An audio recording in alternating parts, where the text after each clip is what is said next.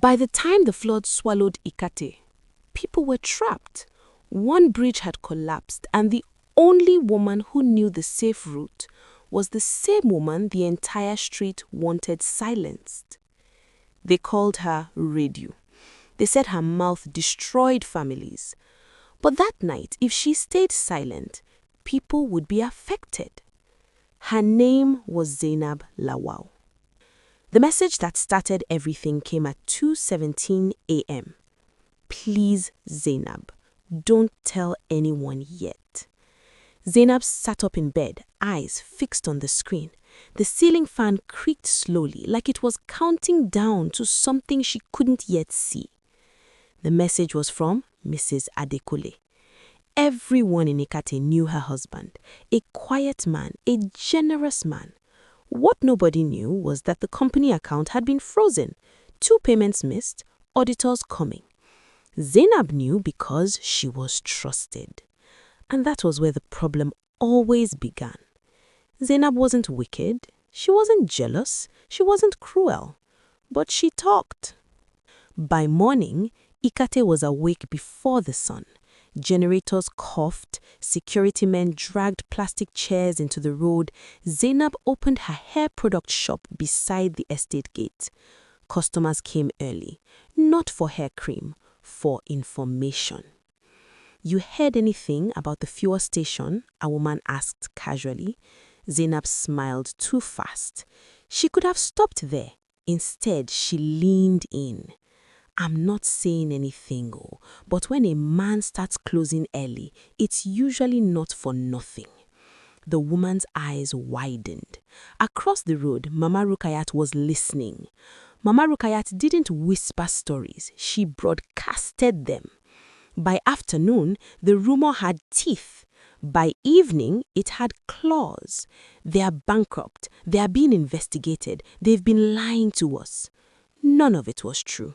But truth doesn't run in Lagos. Drama does. At 7:48 p.m., Mrs. Adekule stood in front of Zainab's shop. She didn't shout. She didn't cry. That was worse. Why? She asked quietly. Zainab's mouth opened, then failed her. My children were mocked in school today. Customers avoided my husband, and it started with you. Zainab's knees weakened. I didn't mean... That's how destruction always sounds at the beginning, like an accident. She walked away. That night, rain began to fall. Softly at first, then heavier. And Zainab did not know yet that the same mouth everyone blamed would soon decide who survived. By 5:06 a.m., Ikate was a river. Water forced its way through doors. Power died. Children's panic multiplied faster than instructions. Zainab stood at her window, heart racing. Her shop was already gone. But something else was rising inside her. Clarity. She tied her wrapper tight and stepped into the flood.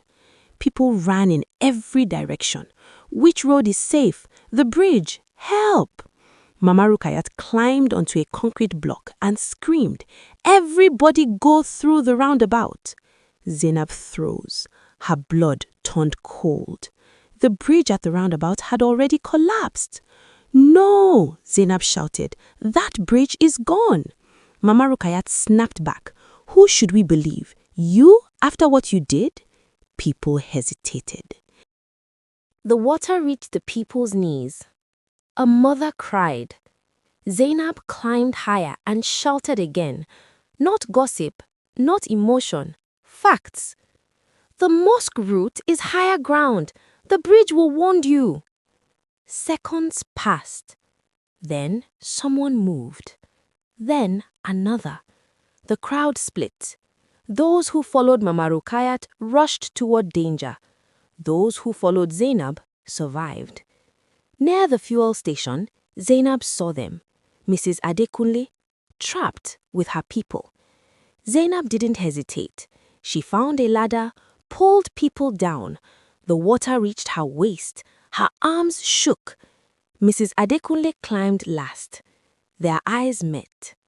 No words, only breath.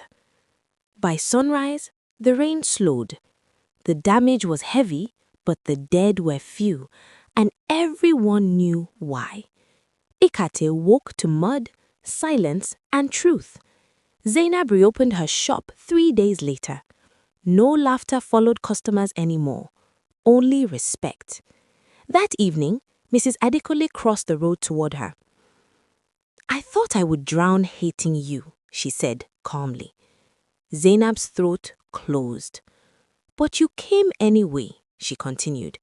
"That matters." Zainab bowed her head. "I destroyed your peace," she whispered. "Yes," the woman said, "but you saved my children." Forgiveness came slowly, but it came. That night, Zainab opened the community WhatsApp group. She told the truth, owned the damage, corrected the lie. No excuses, no decoration. Silence followed. Then messages appeared. Honest ones. Someone typed. The lie didn't spread itself. Mama Rukayat left the group quietly. Weeks passed. The fuel station reopened. Children stopped whispering. Ikate healed. Zainab's shop stayed calm. She spoke only when it mattered. The elders gave her a new name, the one who knows when to speak. And that was the lesson Ikate learned the hard way. Words are seeds. Once planted, they grow, whether you like the harvest or not. Sometimes the strongest voice is restraint. This is Sleek African Tales, and thanks for watching. Bye!